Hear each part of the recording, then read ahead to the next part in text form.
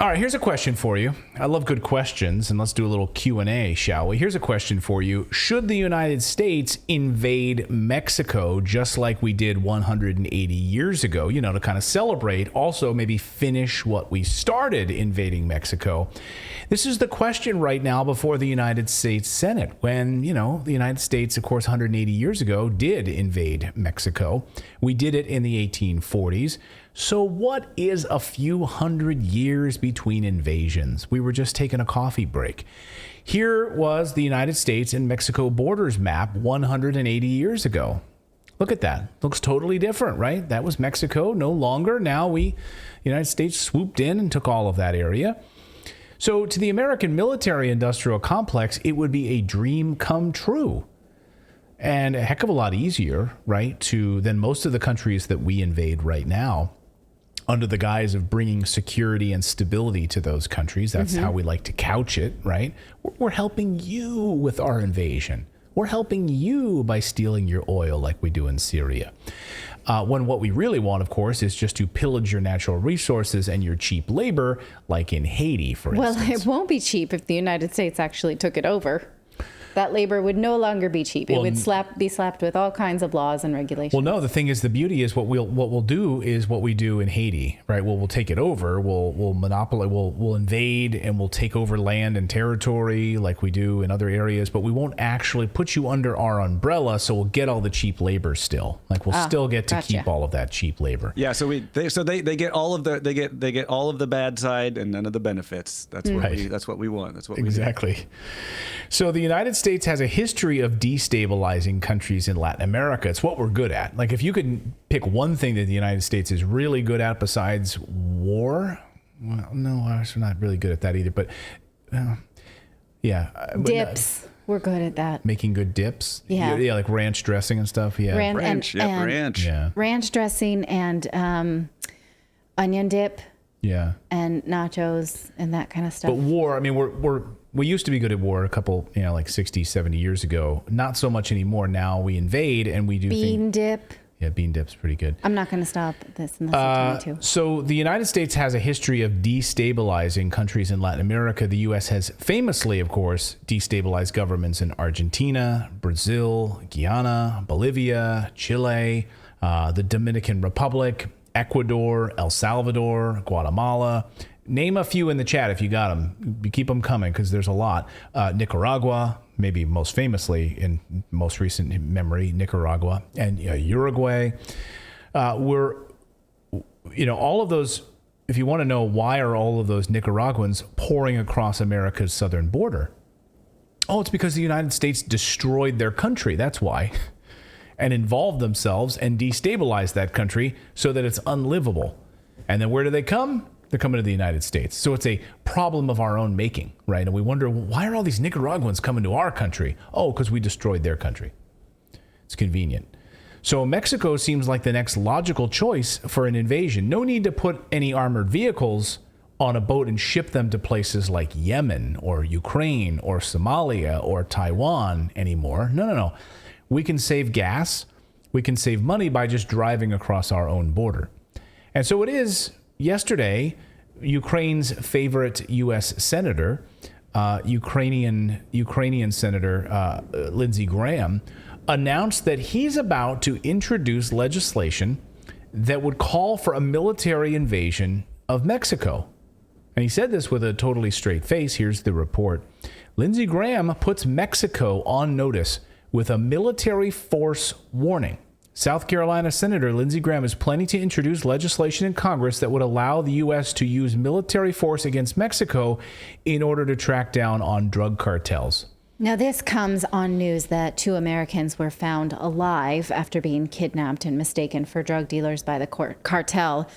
2 other Americans were not so lucky and were found dead. Were killed. Yeah, and murdered. So, yes. And so now Lindsey Graham is saying, hey, you can't take care of this cartel stuff, then we're going to have to, use military force to go in.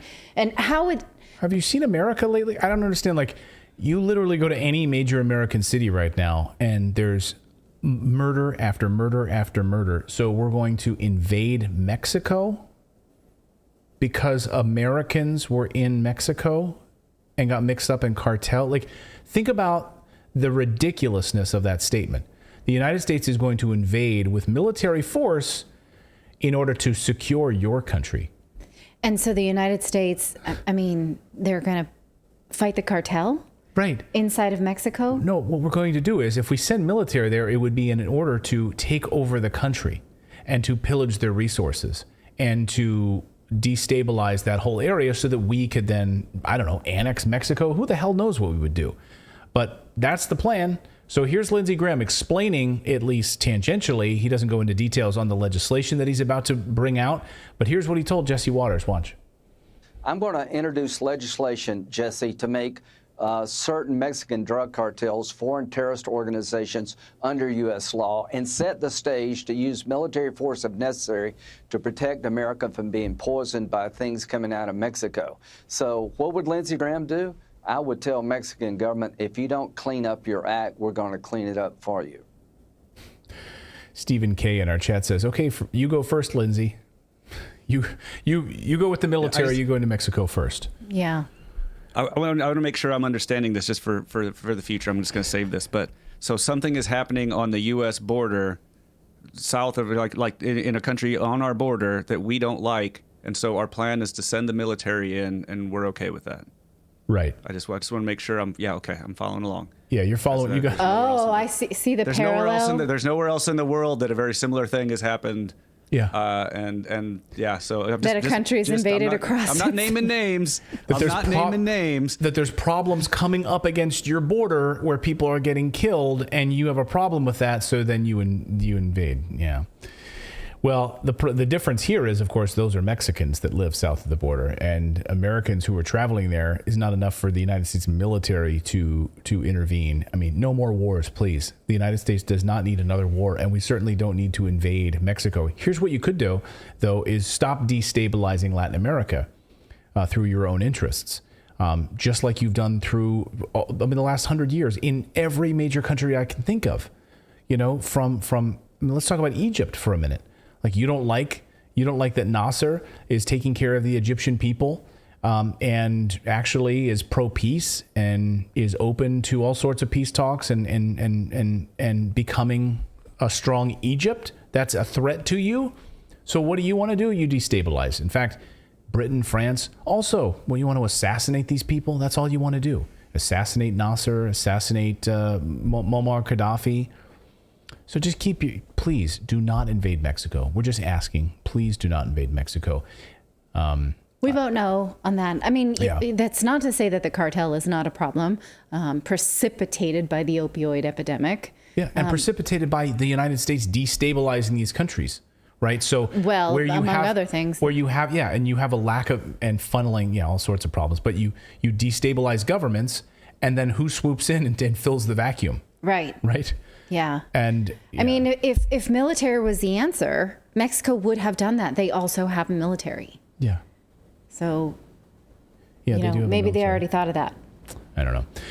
I just find this, Lindsey Graham, more blathering here. This is the same guy that, loves Ukraine and wants to continue the war in Ukraine and wants to go right at Russia and decapitate and take out Vladimir Putin on the same time. So he wants to invade Russia and also invade Mexico. David, who's not here today, points out that Trump proposed fighting the cartels in his latest speech, too. So maybe this seems like a Republican talking point.